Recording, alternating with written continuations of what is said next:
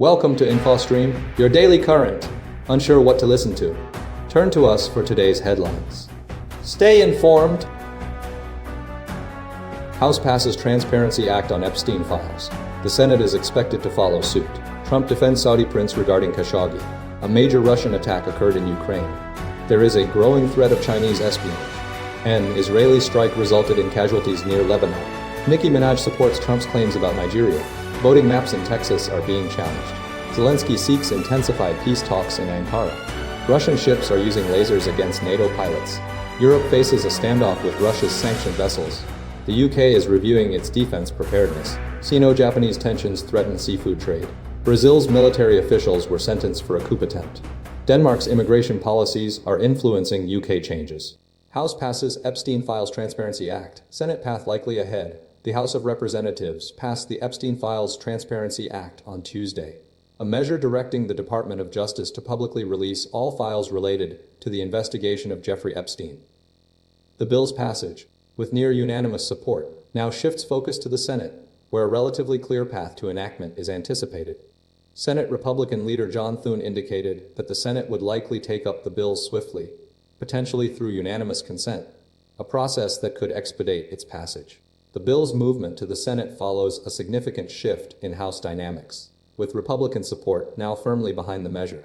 House Speaker Mike Johnson had previously expressed confidence in the Senate's willingness to amend the bill to enhance privacy protections, but this prospect appears unlikely. Thune stated that any amendments would likely be just another delay tactic. If the Senate passes the bill without changes, it will proceed to President Donald Trump's desk for his signature. However, the Department of Justice's response to the legislation remains uncertain. Historically, the DOJ resists releasing investigative files during ongoing criminal inquiries to preserve the integrity of the investigation and any potential prosecution. The Epstein Files Transparency Act represents a culmination of efforts led by Republican Representative Thomas Massie, who spearheaded the initiative. Despite previous criticism from within the Republican Party, including personal attacks from President Trump, support for the bill has now solidified. The passage of the bill highlights a broader shift in House Republican strategy, demonstrating a willingness to support measures that align with conservative priorities. The Senate's swift action suggests a desire to quickly resolve the issue and move on to other legislative matters. The final outcome hinges on the Department of Justice's decision regarding the release of the files, a factor that could significantly impact the bill's ultimate effect. Trump defends Saudi Crown Prince amid Khashoggi murder controversy.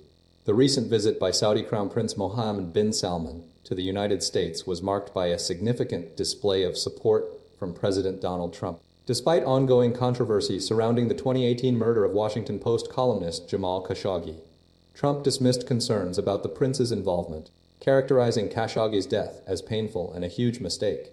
He insisted the prince had no knowledge of the operation and that the matter should be considered closed. The visit, replete with lavish displays of hospitality, including a state visit with a black Mercedes limousine, military flyover, and a planned dinner, underscored the continued strategic importance of the relationship between the two nations. Trump emphasized new investment deals, including a planned $100 trillion increase in Saudi Arabia's investment pledge in the United States, and the prospect of selling American-made fighter jets to the kingdom. Intelligence assessments, including a CIA report released in 2021, concluded that the Crown Prince likely approved the assassination of Khashoggi, citing his control over decision-making, the involvement of key advisors, and his support for using violent measures to silence dissent. Despite this evidence, Trump remained steadfast in his defense of the prince, asserting their good friendship and alignment on key issues. The visit occurred amidst ongoing diplomatic efforts to normalize relations between Saudi Arabia and Israel, with the Crown Prince expressing a desire to be part of the Abraham Accords, contingent on a clear path to a two-state solution. Furthermore, the Crown Prince discussed providing financial assistance for Gaza reconstruction, though Trump intervened, stating that the investment would be a lot. The relationship between the United States and Saudi Arabia remains complex, characterized by strategic alignment, economic interests, and unresolved ethical questions. Despite the controversy surrounding Khashoggi's murder, Trump prioritized maintaining the alliance, signaling a willingness to overlook evidence in favor of preserving a crucial geopolitical partnership. The visit highlighted the continued importance of Saudi Arabia as a key player in the Middle East and the enduring challenges of balancing diplomatic priorities with accountability. Major Russian attack on western Ukraine kills 25, sparks NATO response. A devastating Russian missile and drone attack on the western Ukrainian city of Ternopil resulted in 25 fatalities, including 3 children, marking one of the deadliest strikes on the region since the start of the full-scale invasion in 2022. The assault targeted 2 apartment buildings, causing widespread destruction, including the complete collapse of 1 block and leaving 92 people injured, 18 of whom were children. Ukrainian authorities reported that 25 individuals remain missing, with no contact established. The attack likely utilized Russia's powerful Kwanhan-1 cruise missiles, designed to evade air defenses. Following the attack, NATO scrambled fighter jets, including Eurofighters from Romania and French Rafale jets, to protect Polish and Romanian airspace. Responding to the escalating threat, Poland closed its last Russian consulate in response to the destruction of a key train track, an incident Warsaw attributed to Russian sabotage. The assault on Ternopil coincided with Ukrainian President Volodymyr Zelensky's visit to Turkey to reignite peace talks and prisoner exchanges involving Ukrainian military personnel and abducted Ukrainian children. Simultaneously, the U.S. administration quietly developed a new peace plan with Russia, spearheaded by Steve Witkoff, as the Kremlin signaled renewed openness to negotiations. The U.S. State Department approved a potential $105 million sale to upgrade Ukraine's Patriot air defense system, a critical shield against Russian attacks. Ukraine also secured a deal to purchase up to 100 French-made Rafale fighter jets and anti-air defenses from France. Russian forces claim to have shot down 4 U.S.-made ATACMS missiles deep within Russian territory, specifically over the Voronezh region. Ongoing attacks on Ukraine's energy infrastructure have left numerous regions without power.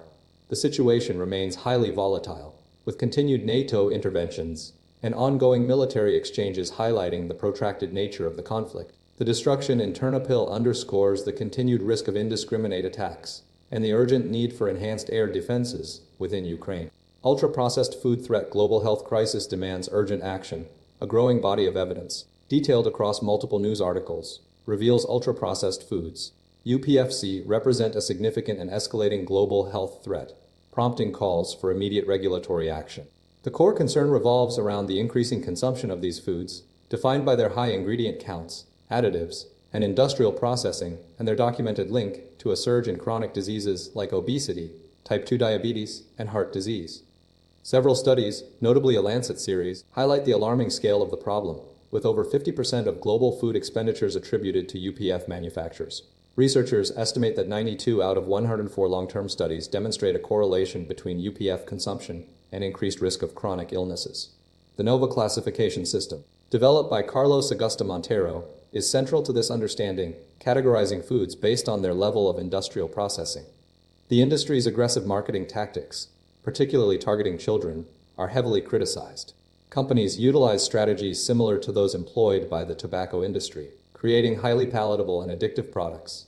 Despite scientific consensus on the harms of UPFs, manufacturers actively lobby against effective public health policies and fund research that downplays the risks. Regulatory responses are gaining traction. Several countries, including Chile, Mexico, Norway, the UK, South Korea, and Ireland, have implemented taxes on sugary drinks and restrictions on the marketing of UPFs to children. The World Health Organization and UNICEF are actively supporting these efforts, advocating for a coordinated global approach. Key entities involved include the food industry, represented by organizations like the International Food and Beverage Alliance, and academic institutions, such as the University of Sao Paulo and the Open University. Researchers are emphasizing the need for comprehensive regulations, including front-of-package labeling, to alert consumers to the harmful ingredients in UPFs. The articles underscore a systemic issue, where the pursuit of corporate profit outweighs public health concerns. The scale of the problem demands a global response, involving governments, international organizations, and the public to mitigate the detrimental effects of ultra-processed foods on human health and the environment. Westminster grapples with rising Chinese espionage threat. Recent reports highlight a significant escalation in concerns regarding Chinese espionage activities targeting the UK, particularly within parliament and government circles. Multiple incidents, including a researcher's discovery of a 3-month-old LinkedIn message from a Chinese account, underscore a deliberate strategy by the Chinese Ministry of State Security, MSS, to recruit individuals with access to sensitive information. These efforts involve leveraging professional networking sites, recruitment agents, and consultants to cultivate relationships and gather intelligence.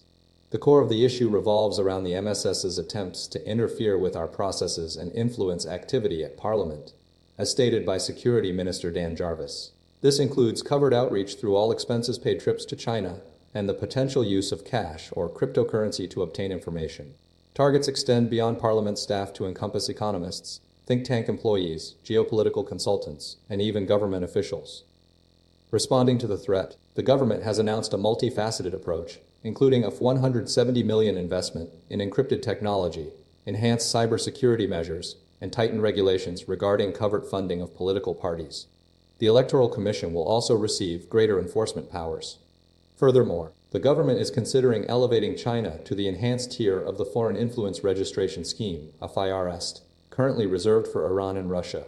Several key figures have expressed urgency, with conservative Shadow Home Office Minister Alicia Kearns advocating for increased transparency and a rejection of planned Chinese embassy construction in central London. Former Conservative Party leader Sir Ian Duncan Smith emphasized the need for heightened vigilance, characterizing China's actions as a persistent and significant threat to national security. The situation is further complicated by ongoing trade relations between the UK and China, with the UK acknowledging China as its third-largest trading partner. Despite this economic connection, the government remains committed to utilizing sanctions as a necessary tool to counter espionage efforts. The ongoing investigation and heightened awareness reflect a growing recognition of the evolving nature of the threat posed by Chinese intelligence operations and the need for robust defense mechanisms. The security minister stated that the government will take all necessary measures to protect against these activities, including strengthening national security powers. Israeli strike kills 13 near Palestinian refugee camp in Lebanon. An Israeli strike resulted in the deaths of 13 people and injuries to at least 4 others near the Ain al-Hilway Palestinian refugee camp in southern Lebanon, according to the Lebanese Health Ministry. The strike targeted an area around the Khalid bin al-Walid Mosque, with subsequent missile attacks hitting both the mosque and the adjacent Khalid bin al-Walid Center. The Israel Defense Forces, IDF, stated the operation aimed to dismantle a Hamas training compound utilized for planning and executing attacks against Israel. The IDF asserted measures were taken to minimize civilian harm, including the use of precision munitions and intelligence gathering. Following the attack, local factions of the Palestine Liberation Organization condemned the strike. This incident occurred amidst ongoing tensions between Israel and Hezbollah, which began after Hezbollah's support for Hamas's October 7th attacks on Israel. The conflict has escalated over the past 13 months, involving intense Israeli bombing campaigns and ground incursions into southern Lebanon. Israel claims the strikes target Hezbollah and various Palestinian militant factions. Lebanon reports that Israeli actions have resulted in approximately 4,000 deaths, including many civilians, and the displacement of over 1.2 million residents. The conflict's roots trace back to the October 7th attacks, which saw Hamas kill around 200 Israelis and take 251 hostages. Israel's subsequent military response has led to a devastating war in Gaza, where the Hamas-run health ministry reports over 69,000 Palestinians have been killed, primarily women and children. The Ain al-Hilway camp, established in 1948, primarily houses refugees from coastal Palestinian towns, and has since become a refuge for displaced Palestinians from other parts of Lebanon. The UNRWA highlights the camp's complex history and the diverse population residing within it. The ongoing hostilities represent a significant escalation of the Israeli-Lebanese conflict, fueled by regional dynamics and the ongoing Gaza war. Minaj backs Trump's Nigeria claims amidst rising violence. Recent events have seen rapper Nicki Minaj publicly support President Donald Trump's assertions regarding persecution of Christians in Nigeria following escalating violence within the West African nation. Minaj, speaking at an event organized by the U.S. Embassy to the UN in New York, stated that Christians are being targeted, citing instances of burned churches and torn families due to prayer practices. This stance aligns with Trump's own calls for intervention, suggesting potential deployment of troops if the Nigerian government fails to address the situation. The Nigerian government vehemently denies these claims, asserting that terrorist groups target all who reject their ideology, regardless of religious affiliation. The situation in Nigeria is characterized by attacks targeting various communities, with reports indicating that the majority of victims are Muslim, particularly in the northern regions where the attacks predominantly occur. Recent events include a deadly attack on a church in Kwara State, resulting in 2 fatalities and abductions, alongside a school abduction in Kebbi State involving over 20 girls, believed to be Muslim. These incidents have fueled international concern, Adding to the complexity, President Trump defended his meeting with Saudi Crown Prince Mohammed bin Salman, dismissing questions about the 2018 Khashoggi murder, labeling the journalist as extremely controversial. This action underscores the ongoing diplomatic tensions surrounding the Khashoggi affair. Minaj's involvement highlights the intersection of religious advocacy and geopolitical considerations, demonstrating a willingness to address human rights concerns on an international scale. The conflicting narratives regarding the nature and extent of violence in Nigeria continue to be a significant point of contention. Texas voting maps blocked amidst gerrymandering concerns. A federal court has blocked Texas from utilizing newly drawn congressional maps, citing evidence of racial gerrymandering, a significant setback for Republican efforts to reshape the state's political landscape ahead of the 2026 midterm elections. The ruling, issued by Judge Jeffrey Brown, orders Texas to revert to the 2021 maps, sparking immediate reactions from both sides. The core issue revolves around accusations that the Republican-drawn maps were intentionally designed to favor specific racial demographics, violating the Voting Rights Act. The legal challenge, spearheaded by civil rights groups, argues that the map's creation was driven by a partisan desire to dilute the voting power of minority communities. Critics point to Texas's demographic composition, 40% white, controlling 73% of congressional seats, as evidence of discriminatory intent. The Justice Department has joined the lawsuit, further emphasizing concerns about potential violations of the Voting Rights Act. Texas Attorney General Ken Paxton and Governor Greg Abbott vehemently defended the maps, asserting they were drawn to accurately reflect the state's conservative political preferences and were not motivated by racial considerations. They argued that the maps were a legitimate effort to represent the state's electorate. However, Judge Brown dismissed these claims, citing numerous factual, legal, and typographical errors in the Justice Department's letter outlining concerns. The legal battle extends beyond Texas, with similar challenges underway in California and other states. The California case concerning a Democratic-drawn map also raises concerns about partisan motivations. The ongoing disputes highlight the complexities of redistricting and the potential for legal challenges based on claims of racial gerrymandering. The Supreme Court's prior rulings on partisan gerrymandering have left the door open for challenges based on racial considerations, although the Louisiana v. Collis case, concerning a black majority district, presents a critical test for the future of the Voting Rights Act. The court's upcoming decision in this case will likely have a significant impact on redistricting efforts nationwide.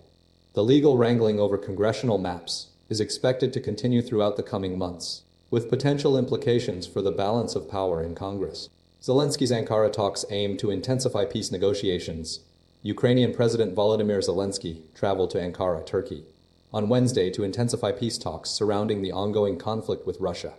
The meeting, attended by Turkish President Recep Tayyip Erdogan, aimed to bring a resolution closer but excluded Russian representatives, as confirmed by Kremlin spokesman Dmitry Peskov.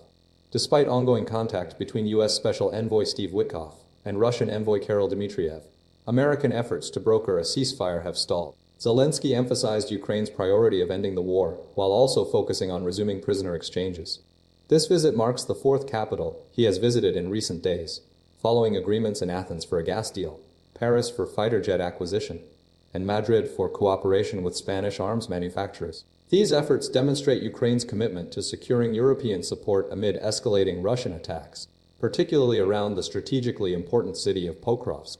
Domestically, Zelensky faces significant challenges, including investigations into members of his inner circle and the resignations of 2 ministers, stemming from a major criminal scheme.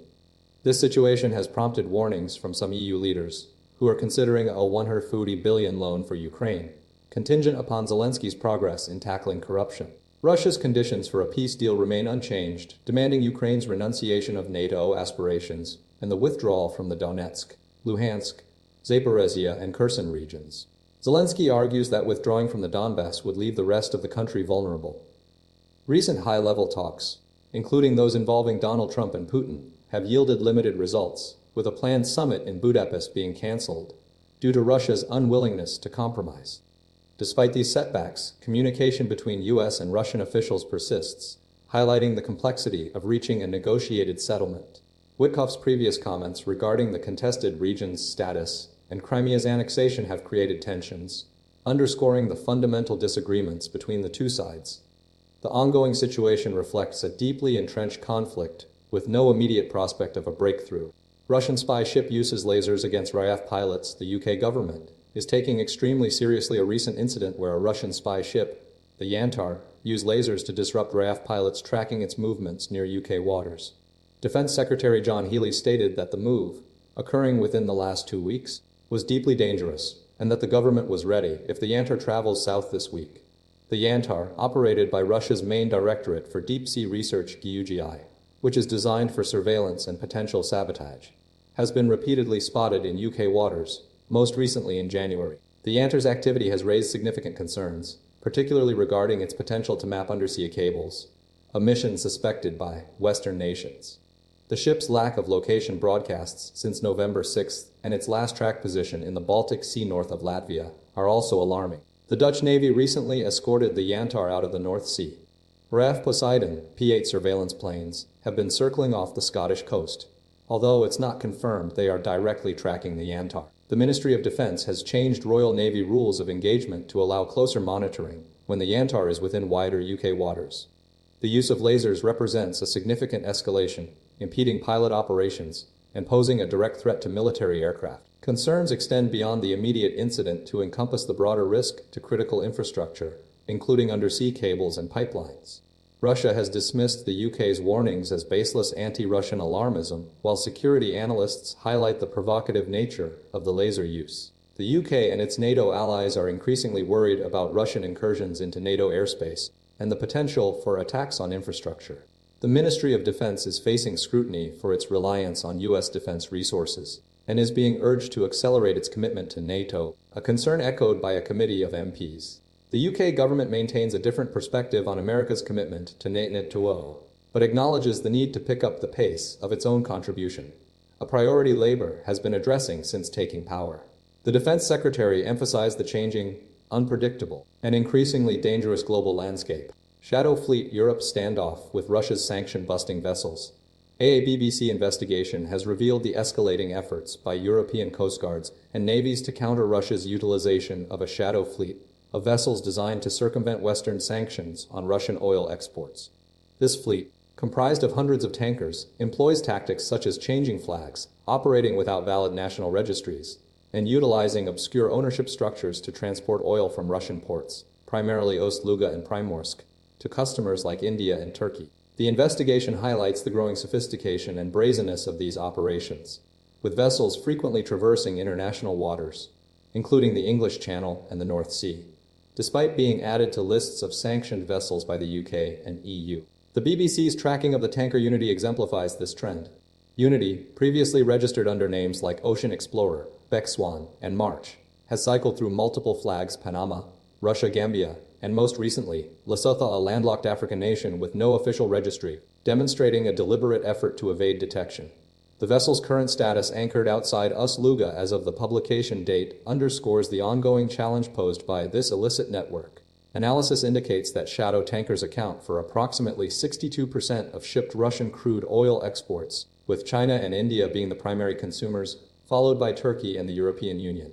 Despite efforts to increase pressure, Russian crude and oil product sales reached a $13.1 billion in October alone, although this figure represents a $2.3 billion decrease compared to the same month last year. The investigation reveals that a significant portion of the shadow fleet's ownership remains unknown, adding to the complexity of enforcement. While acknowledging the inherent legal complexities surrounding innocent passage, Navy and Coast Guard officials express concerns about escalating tensions given Russia's proximity. The BBC's reporting emphasizes the limitations of immediate intervention due to the vastness of maritime spaces and the potential for conflict. The continued operation of this shadow fleet represents a significant challenge for Western nations seeking to limit Russia's economic leverage. UK defense preparedness under scrutiny. MPs issue critical warning.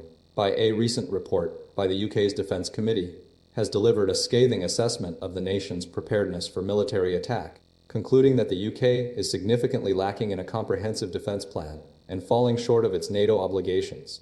The investigation, prompted by escalating security threats in Europe, particularly following Russia's invasion of Ukraine, highlighted a critical gap in the country's ability to defend itself and its allies. The committee's findings emphasized a dangerous over-reliance on the United States for crucial support, including intelligence, satellite capabilities, troop transportation, and air-to-air refueling. The report's release coincided with the Ministry of Defense's announcement of plans to construct 6 new munitions factories, for $1.5 billion investment aimed at bolstering domestic defense production. However, the committee deemed this initiative insufficient, arguing that it wouldn't address the fundamental strategic deficiencies. Key concerns centered around the absence of a robust integrated air and missile defense system, exacerbated by recent drone incursions into European airspace, posing a growing threat to civilian populations. The committee stressed the urgent need for accelerated industrial change and prioritized readiness as a core government objective. Committee Chair Tamanjeet Singh DC repeatedly voiced concerns regarding the UK's ability to withstand an attack, citing persistent disinformation campaigns and airspace incursions. He underscored the importance of public awareness and engagement, stating that effective defense requires the whole population's support. The report specifically criticized the glacial pace of improvements to civil defense and resilience, failing to meet NATO Article 3 obligations. The investigation underscored the necessity for the government to proactively communicate the level of threat and prepare the public for potential conflict, emphasizing that military success depends on collective national effort. Escalating Sino-Japanese tensions threaten seafood trade. China has issued a stark warning there is no market for Japanese seafood exports, escalating a diplomatic dispute ignited by Japanese Prime Minister Sanae Takachi's comments regarding a potential military response to a Chinese attack on Taiwan. Following a week of near-daily denunciations of Takichi, Beijing now threatens economic punishment unless Tokyo retracts its statements. The core issue centers on Taiwan, which Beijing views as a red line and a matter of paramount importance in its relations with other nations. The threat materialized when China informed Japan of its intention to ban seafood exports, a move supported by reports from Japanese media outlets NHK and Kyoto.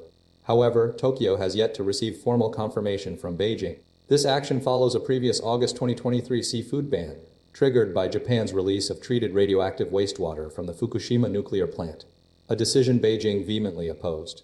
Adding to the pressure, China has advised its citizens against traveling to Japan, a move that, while non-binding, represents a significant symbolic gesture given the high volume of Chinese tourists visiting Japan, nearly 7.5 million between January and September. Consequently, Chinese airlines have offered refunds and free ticket changes, and Japanese tour operators, such as East Japan International Travel Service, are reporting massive cancellations, representing a 70% loss of bookings.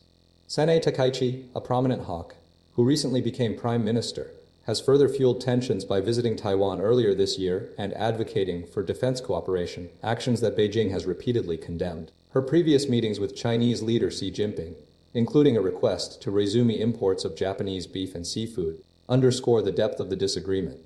The situation is particularly concerning given Japan's status as China's largest trade partner. The escalating tensions highlight the delicate balance of power in East Asia and the potential for significant economic disruption. Brazil's Supreme Court sentences military officials.